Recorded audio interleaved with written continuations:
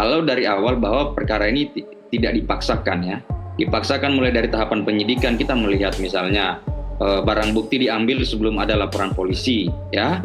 Kemudian bagaimana semua Supriyani dari awal ditekan ya supaya memberikan pengakuan ya, itu kan cara-cara kerja yang tidak profesional ya.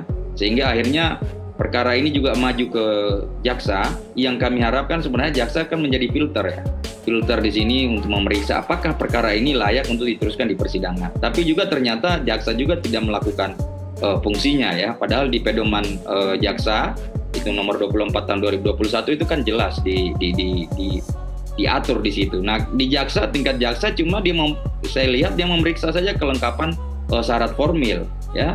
Syarat materialnya nggak diperiksa, bagaimana apakah ini alat buktinya misalnya saksinya memadai, apakah dia bersesuaian antara satu dengan lain, apakah alat bukti yang lain selain keterangan saksi juga mendukung. Nah, ini yang tidak dilakukan sehingga pada saat sampai ke persidangan akhirnya heboh seperti ini. Ditambah lagi kemudian terungkap fakta-fakta bahwa mulai dari tingkat penyidikan sampai tingkat penuntutan misalnya ada permintaan-permintaan sejumlah uang. Nah, ini kan yang semakin membuat bahwa perkara ini ada apa-apanya gitu dari awal ya. Ini bermasalah dari awal, bersengkarut misalnya dengan juga ada penyalahgunaan wewenang, ada pemerasan. Nah, seperti itu. Nah, terakhir ini lagi ada keterlibatan Pemda yang seakan-akan memaksakan Ibu Supriyani untuk berdamai. Padahal kami melihat di situ adalah poinnya mereka ingin meminta pengakuan Ibu Supriyani bisa saling memaafkan supaya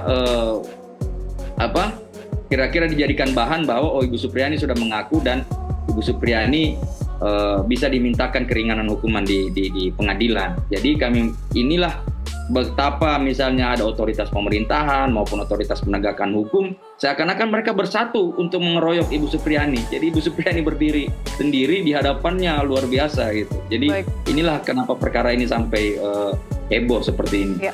Dari awal perkara yang dipenyidikan, Ibu Supriyani itu sudah pergi meminta maaf karena ditekan oleh penyidik, ya, ditekan oleh penyidik disampaikan bahwa Bu, kalau ini perkara mau selesai harus datang meminta maaf kepada orang tua korban. Ibu Supriyani sudah menempuh itu 5 kali dia datang minta maaf, kemudian tidak dimaafkan, gitu ya. Jadi kalau dikatakan bahwa Ibu Supriyani misalnya tidak mau meminta maaf itu dari awal penyidikan, walaupun terpaksa ya, walaupun diancam oleh penyidik ya. Tapi kan ada upaya Ibu Supriyani. Nah sekarang pada saat tahap persidangan sudah berjalan, kemudian mereka melihat bahwa bukti-buktinya lemah, kemudian kami bisa menghadirkan bukti-bukti yang cukup baik ya, bukti-bukti yang cukup kuat, baru kemudian desakan-desakan itu mengarah ke situ, gitu. Jadi motifnya sebenarnya adalah untuk mengubur ini, mau mencari happy ending gitu, mau mencari win-win solusi. Padahal kami tidak mau seperti itu. Ini perkara sudah masuk ke tahap persidangan, kami ingin membuktikan mana yang hitam, mana yang putih. Baik. Kami ingin membuktikan apakah Ibu Supriyani bersalah atau tidak. Kami tidak ingin misalnya Ibu Supriyani divonis bebas atau divonis lepas, gara-gara misalnya ada kesepakatan perdamaian, tidak. Kami ingin Ibu Supriyani divonis bebas, karena memang tidak ada alat bukti yang membuktikan Ibu Supriyani bersalah. Kami tidak ingin Ibu Supriyani divonis gara-gara misalnya ada perdamaian, tidak seperti itu. Tuntutan onslah itu dari JPU aneh gitu kan. Satu sisi dia mengatakan bahwa ada perbuatan, terbukti ada perbuatan. Kalau ada perbuatan kan di situ ada kesengajaan, ada niat, ada kehendak, ada pengetahuan di situ. Tiba-tiba di bagian akhir untuk menyatakan Ibu Supriyani tidak perlu dipidana karena katanya tidak ada mens rea. Nah ini memang argumentasinya kontradiktif ya, saling berlawanan. Ini kenapa terjadi? Kami menduganya begini. Satu sisi JPU tetap ingin mengamankan dakwaannya dengan menyatakan bahwa Ibu Supriyani bersalah untuk menghindari nanti tuntutan balik dari Ibu Supriyani, gitu. Makanya dia tidak mau menuntut bebas. Tapi di sisi lain JPU tetap ingin meraih simpati publik, gitu.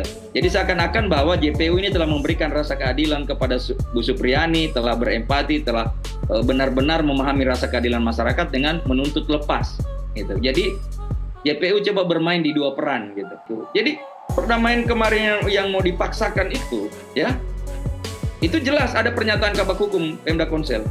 Kami itu pernyataan tertulis ditandatangani oleh Kabak Hukum bahwa kesepakatan perdamaian itu mau didorong ke pengadilan untuk jadi bahan untuk memberikan keringanan hukuman kepada Ibu Supriyani. Ini aneh kan? Kok mau minta keringanan hukuman? Berarti mereka sudah yakin, sudah tahu bahwa Ibu Supriyani mau divonis bersalah.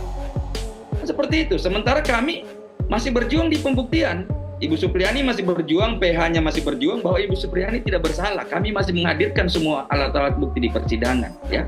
Jadi kalau ada yang berkuar-kuar misalnya memaksakan perdamaian, ya saya bilang, saya tahu motif kamu apa, gitu.